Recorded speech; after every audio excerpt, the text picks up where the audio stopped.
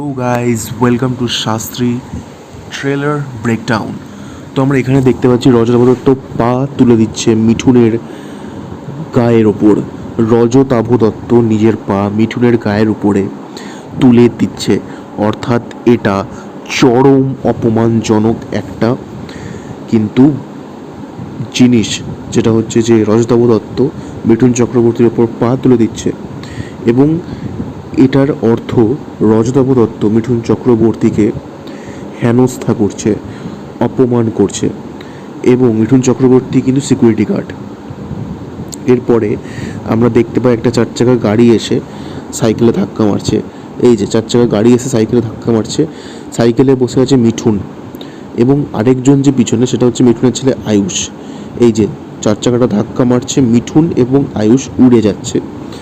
এই যে চার চাকাটা রজতাভ দত্ত হয়তো পাঠিয়েছে এবং ধাক্কা লেগে মিঠুন এবং আয়ুষ কিন্তু উড়ে যাচ্ছে আমরা দেখতে পাচ্ছি। এবং এটা অন্যতম কি সিকোয়েন্স হতে চলেছে সিনেমার, রজতাভ দত্তর পাঠানো চার চাকাতে ধাক্কা লেগে সাইকেল থেকে মিঠুন এবং আয়ুষ উড়ে যাচ্ছে।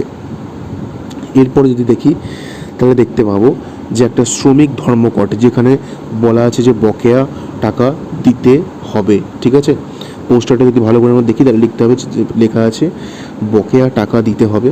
এবং বিভিন্ন শ্রমিকরা তাদের দাবি নিয়ে ধর্মঘটটা করেছে এবং এই ধর্মঘটের সেন্টারে আছে কিন্তু মিঠুন চক্রবর্তী। অর্থাৎ সে একটা কলকারখানায় কাজ করতো, সেই কলকারখানায় বা সেই ফ্যাক্টরিতে সে হয়তো সিকিউরিটি গার্ড ছিল এবং সেখানে সে যথেষ্ট দিনরাত্রির খেটে সিকিউরিটি গার্ডের চাকরিটা সে করেছে।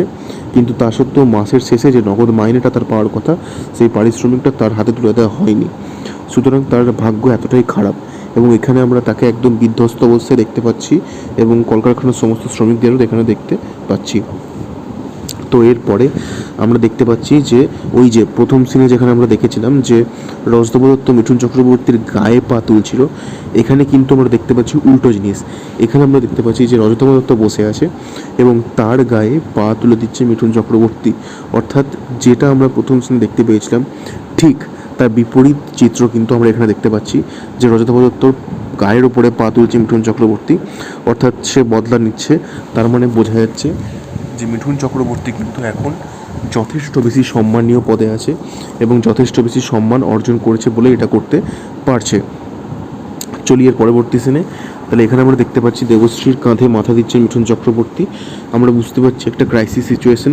এই যে রজতাভ দত্ত যেখানে গায়ে পা তুলেছে মিঠুনের, সেটা দেখানো হচ্ছে। দেবশ্রী কাঁদছে এবং আমরা দেখতে পাচ্ছি রজতাভ দত্ত মিঠুনকে ঠেলে দিচ্ছে এবং মিঠুন পড়ে যাচ্ছে। এবং তারপরে আমরা দেখতে পাচ্ছি রজতাভ দত্ত কিন্তু চার চাকা পাঠিয়ে এই যে মিঠুন আয়ুষ উড়ে যাচ্ছে। অর্থাৎ এমন একটা সিচুয়েশন আসবে যেখানে স্বামী স্ত্রী যথেষ্ট বেশি চিন্তায় পড়বে এবং তাদেরকে রজতাভ দত্ত ডেকে অপমান করবে এবং স্বামীকে এবং পুত্রকে খুঁজতে দেবশ্রী যাবে এবং মিঠুন চক্রবর্তীকেও সেখানে অপমান করা হবে। এবং হয়তো মিঠুন চক্রবর্তী তার পাল্টা কিছু বলবে, যেটার পরিপ্রেক্ষিতে মিঠুন এবং তার পুত্র আয়ুষকে গাড়ি করে উড়িয়ে দেওয়া হবে। আবার যদি আমরা দেখি স্বামী স্ত্রীর মধ্যে একটা অভাব অনটন চলছে কিন্তু, এবং সেখানে কাজ চাইতে যায় মিঠুন, সেখানে তাকে রজতাভ দত্ত অপমান করে এবং পরবর্তীকালে তাকে যখন খুঁজে পাওয়া যায় না, দেবশ্রী গাড়ি করে যায় এবং সেইখানে কিন্তু মিঠুনকে যথেষ্ট অপমান করে রজতাভ দত্ত। মিঠুনও হয়তো পাল্টা কিছু বলে এবং সেটার বদলা নেবার জন্য আমরা দিতে পারছি গাড়ি এসে মিঠুন এবং তার পুত্র আয়ুষকে উড়িয়ে দিচ্ছে। সো আরেকবার যদি দেখি, স্বামী স্ত্রীর মধ্যে প্রচণ্ড চিন্তা অভাবের জন্য এবং কাজ চাইতে মিঠুন যায় রজতাভর কাছে। রজতাভ তাকে যত অপমান করে, প্রচুর অপমান করে এবং দেবশ্রী খুঁজতে যায় মিঠুনকে না পেয়ে এবং মিঠুন রজতাভর ওখানে গিয়ে অপমানিত হয়, হেনস্থা করা হয় তাকে। সে তার পাল্টা কিছু জবাব দেয়, প্রতিবাদ করে এবং সেটার বদলা নেওয়ার জন্য মিঠুন এবং তার পুত্র আয়ুষকে কিন্তু উড়িয়ে দেওয়া হয়।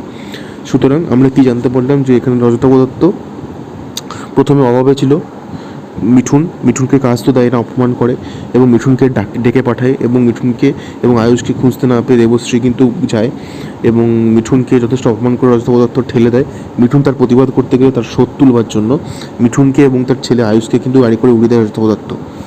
তো এরপরে যদি আমরা দেখি, এখানে শাশ্বত চ্যাটার্জি কিন্তু মেবি ফাঁসাতে পারে শাস্ত্রীকে এবং এখানে কিন্তু কাঞ্চনকে দেখতে পাচ্ছি।